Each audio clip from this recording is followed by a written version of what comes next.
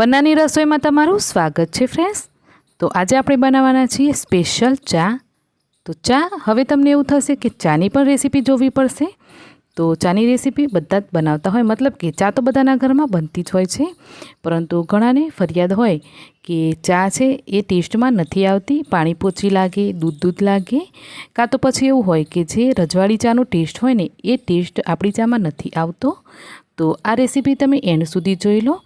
આ રીતે તમે ચા બનાવીને ચા પીશો ને તો તમને એવું લાગશે કે જાણે રજવાડી હોટલની ચા ના પીધી હોય। તો ચા બનાવવા માટે સૌથી પહેલાં તો આપણે તપેલી લઈ લેશું। તપેલીની અંદર મેઝરમેન્ટ કરી અને આપણે બધી જ વસ્તુ એડ કરવાની છે। તો અત્યારે મેં જે આ કપ લીધો છે એ કપથી હું 1.5 કપ પાણી એડ કરું છું। તો અહીંયા છે ને આ જ કપથી બધું આપણે મેઝર કરશું, મતલબ કે દૂધ પણ આ જ રીતે લેશું। તો 1.5 કપ આપણે પાણી લીધું છે, તો એની સાથે જ આપણે 3 કપ દૂધ લેવાનું છે। તો હા, પાણી કરતાં ડબલ દૂધ લેવાનું। તો દૂધમાં તમે કચાશ કરશો ને તો ચા પછી એટલી સારી નહીં બને।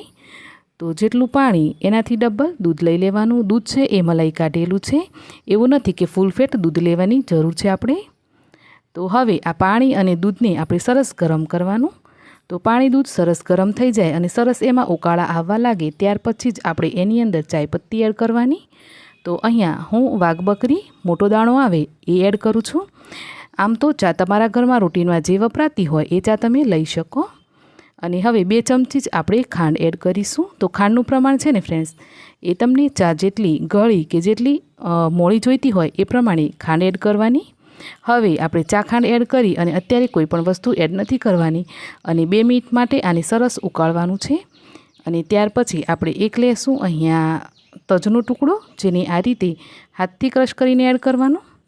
હવે 1 કે 2 આપણે લવિંગ લેવાના। તો આટલા મેઝરમેન્ટથી જ હું આ ચા બનાવવાનું બતાવું છું ફ્રેન્ડ્સ। તો આ રીતે તમે આટલા મેઝરમેન્ટથી ચા બતાવો ને તો તમારી ગરમ મસાલા એકદમ ઓછા, જેટલા હું લઉં છું ને એ રીતે જ લેવાના।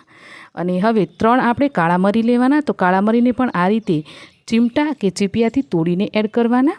તો અહીંયા તમને એવું થશે ફ્રેન્ડ્સ કે આ બધા મસાલા આપણે વાટીને પણ નાખી શકતા, પરંતુ વાટીને નાખવાથી મસાલાનું જે ફ્લેવર છે ને એ સ્ટ્રોંગ ફ્લેવર આવશે। તો ચા છે ને એ ગરમ મસાલાનું ફ્લેવર લાવશે, એમાં રજવાડી ફ્લેવર બિલકુલ નહીં આવે। અને હવે એડ કરીશું આપણે થોડા ગુલાબની પાંખડી। ફ્રેશ ગુલાબ ફૂલ હોય તો ફ્રેશ પણ એડ કરી શકાય, અને હા, ગુલાબની પાંખડી ના હોય તો તમે આની જગ્યાએ ઇલાયચી પાવડર એડ કરી શકો। તો મેં અહીંયા ગુલાબની પાંખડી એડ કરી છે ને, તો ગુલાબની પાંખડીનો સ્વાદ આવવો જોઈએ ચામાંથી, એટલે ઇલાયચી પાવડર મેં સ્કીપ કર્યું છે। તો તમે ઇલાયચી પાવડર હોય તો ગુલાબની પાંખડી સ્કીપ કરીને બનાવશો ને તો પણ ચા સ્વાદિષ્ટ બનશે। હવે આટલી વસ્તુ નાખી અને ચાને આપણે 2-3 મિનિટ માટે સરસ આ રીતે ઉભરા આવવા દેવાના અને એને ઉપર નીચે કરતા રહેવાનું, જેથી ચાનો જે ફ્લેવર છે ને એ સરસ આખામાં ભળી જાય। અને હવે ચાને આપણે ટોટલ 8થી 10 મિનિટ ઉકાળવાની અને ત્યાર પછી છેલ્લે આમાં આદું એડ કરવાનું છે। તો આદું ઘણીવાર કેવું હોય કે બધા પાણી ઉકાળે પાણીમાં જ એડ કરી દે, તો ઘણા ડરતા હોય કે હવે દૂધ એડ કરશું તો ચા ફાટી જશે એવી બીક રહેતી હોય। એટલે આ રીતે ચા થોડી ઉકળી જાય ત્યાર પછી તમારે આની અંદર 1 ઇંચ જેટલું આદું આ રીતે ઘસીને એડ કરવાનું। એમાં થોડું આદું એડ કરવાનું, જેથી ચા બિલકુલ પણ નહીં ફાટે।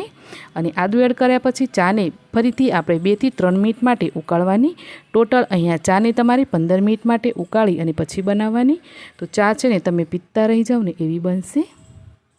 તો ચાલો, આપણી ચા તો બની ગઈ છે, આપણે ગાળી લઈએ। કોઈ પણ તમારી પાસે નાસ્તો હોય તો નાસ્તા સાથે તમે ચાને સર્વ કરી શકો।